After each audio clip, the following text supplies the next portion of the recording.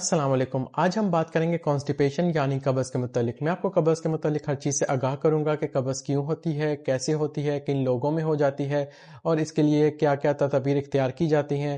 اگر گھر میں ٹھیک نہ ہو رہی ہو تو اس کی ہمیں کون سی دوائیاں لی جا سکتی ہیں، اور آخر کار اگر یہ پھر بھی نہ ٹھیک ہو رہی ہو تو اس کے کیا نقصانات ہو سکتے ہیں. تو آئیے ہم اپنے ٹاپک کی طرف بڑھتے ہیں. ہم کانسٹیپیشن کو تب لیبل کریں گے جب مریض 3 مہینے تک ان 4 شرطوں میں سے 2 شرطوں پر پورا اتر رہا ہو. ہر مہینے میں 7 دن سے زیادہ خود کوشش کر کے پخانہ کرنا پڑ رہا ہو، پھر ہر مہینے 7 دن مکمل طور پر پخانہ نہ کرنے کی شکایت رہنا، یا ہر مہینے میں 7 دن سخت پخانہ رہنا، ایک ہفتے میں 2 سے کم دفعہ پخانہ آنا، اور اس کے ساتھ ساتھ پیٹ میں درد بھی رہنا. ساتھ ہی ساتھ میں آپ کو واضح کرتا چلوں، زیادہ تر مریض قبض کی ان شرطوں پر پورا ہی نہیں اترتے. اب ہم بات کرتے ہیں کہ قبض کیوں ہوتی ہے. نارملی جب ہم کھانا کھاتے ہیں تو وہ معدے اور چھوٹی آنت یعنی اسمال انٹسٹائن میں ہضم ہونے کے عمل سے گزرتا ہے، جہاں پر ڈائجسٹیو انزائمز کام کرتے ہیں اور یہیں پر نیوٹرینٹس بھی ابزارب ہوتے ہیں.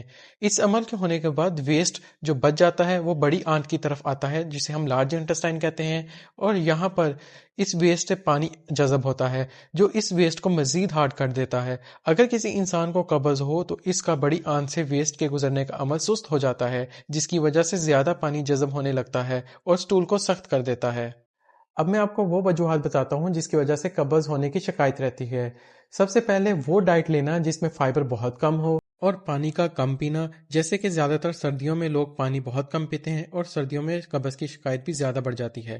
اور ایکسرسائز نہ کرنا اور اپنی نیند کا مکمل نہ کرنا یا مختلف وقتوں پر سونا. دودھ اور چیز کا زیادہ استعمال کرنا، سٹریس یا کچھ میڈیسنز جیسے کہ اسٹرانگ پین کلرز، اوپیائڈز یا معدے کے سیرپ، اینٹاسڈز جن میں کیلشیم اور ایلومینیم پایا جاتا ہے، یا ڈپریشن کی گولیاں، آئرن، پارکنسن، اینٹی کنولسنز جو کہ جھٹکوں کے لیے استعمال کی جاتی ہیں، یا الرجی کی دوائیاں. اب ہم چلتے ہیں ان بیماریوں کی طرف جس میں قبض کی شکایت رہتی ہے.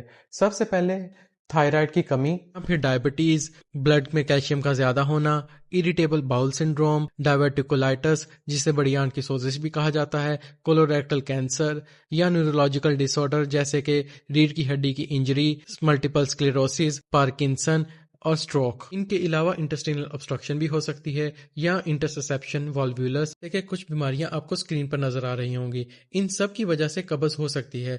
تو ان علامات میں قبض کے ساتھ باقی علامات کا بھی جائزہ لیا جاتا ہے، جس کے بعد ایک حتمی ڈائگنوسس بنایا جاتا ہے.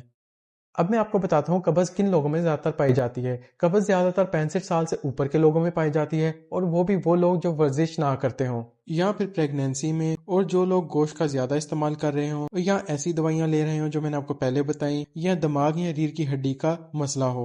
اب ہم بات کرتے ہیں کہ قبض کو کیسے مینج کیا جا سکتا ہے. اگر ہم کچھ گائیڈ لائنز پر فالو کریں تو ہم قبض کو آرام سے گھر بیٹھ کر ہی ٹریٹ کر سکتے ہیں، جیسے کہ پانی زیادہ پئیں، جوس اور میٹھے شربت کم پئیں، فرائڈ فوڈ، ریفائنڈ کارب جیسے کہ وائٹ بریڈ، پاستا، آلو کا استعمال ترک کر دیں، اور بیف اور مٹن کی جگہ چکن استعمال کریں، اور اگر دودھ استعمال کرنا چاہتے ہیں تو وہ لو فیٹ والا استعمال کریں. اب میں آپ کو ان فروٹس کے متعلق بتاتا ہوں جن سے قبض دور کی جا سکتی ہے. تو سب سے بہترین خشک انجیر اور خشک آلو بخارا ہیں، اور ان کے علاوہ درمیانے درجے کے فروٹس جیسے کہ سیب چھلکا سمیت، اور کھجور، ناشپاتی، کیوی، سٹرابری، بلیک بیری، رسبیری، مینگو، پپایا، مالٹا اور کشمش. جیسے کہ آپ کو میں نے پہلے بتایا تھا کہ گوشت کھانے سے قبض کے امکانات بڑھ جاتے ہیں، تو اس کی جگہ آپ لال اور سفید لوبیا استعمال کر سکتے ہیں، اور پینٹ بٹر اور نٹس بھی استعمال کر سکتے ہیں. اگر ان سب چیزوں سے مریض کا مسئلہ حل نہیں ہو رہا تو اس کا مطلب کہ کوئی اور بیماری بھی ہو سکتی ہے، جس کے لیے ڈاکٹر کو دکھانا لازمی ہوگا تاکہ ڈاکٹر مریض کا مکمل معائنہ کرے اور علامات کا جائزہ لے. اگر آپ کوئی سیرپ استعمال کرنا چاہتے ہیں تو لیکٹیلوز سیرپ استعمال کر سکتے ہیں، جو کہ ڈیفلیک کے نام سے بھی آتا ہے. اور ساتھ ہی میں آپ کو ایک بہت اہم بات بتاتا چلوں کہ اگر آپ کے پیٹ میں شدید درد ہو رہا ہے اور ہوا بھی خارج نہیں ہو رہی تو صورت میں چھوٹی اور بڑی آنت کی بندش بھی ہو سکتی ہے. تو ایسی صورت میں قبض کا سیرپ قطعاً استعمال نہ کریں، کیونکہ اس سے اور بھی نقصانات ہو سکتے ہیں. اب میں آپ کو بتاتا ہوں کہ قبض کو کیسے ڈائگنوز کیا جاتا ہے. تو سب سے پہلے مریض سے کچھ سوال کیے جاتے ہیں، اور اس کے بعد اس کے ہضم کا نظام پوچھا جاتا ہے کہ باؤل ہیبٹس کیسی ہیں، لائف سٹائل کیسا ہے، اور مریض کا فزیکل ایگزامینیشن یعنی معائنہ کر کر پتہ کیا جا سکتا ہے. تو اب میں آپ کو بتاتا ہوں کہ قبض میں کون سے ٹیسٹ کروائے جاتے ہیں.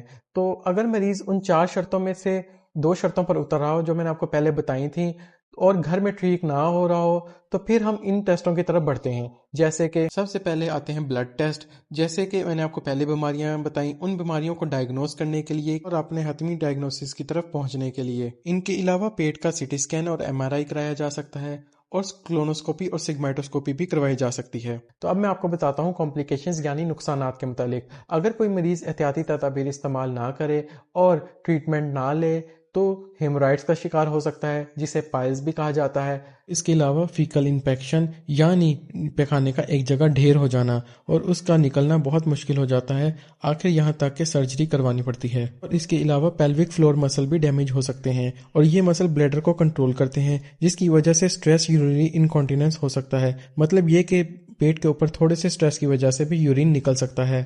آج کے لیے بس اتنا ہی۔ امید ہے آپ کو ویڈیو پسند آئی ہوگی۔ اگر آپ کا کوئی سوال ہو تو کمنٹ سیکشن میں لازمی پوچھیں گا، میں پوری کوشش کروں گا کہ آپ کا جواب دوں۔ تب تک کے لیے اللہ حافظ۔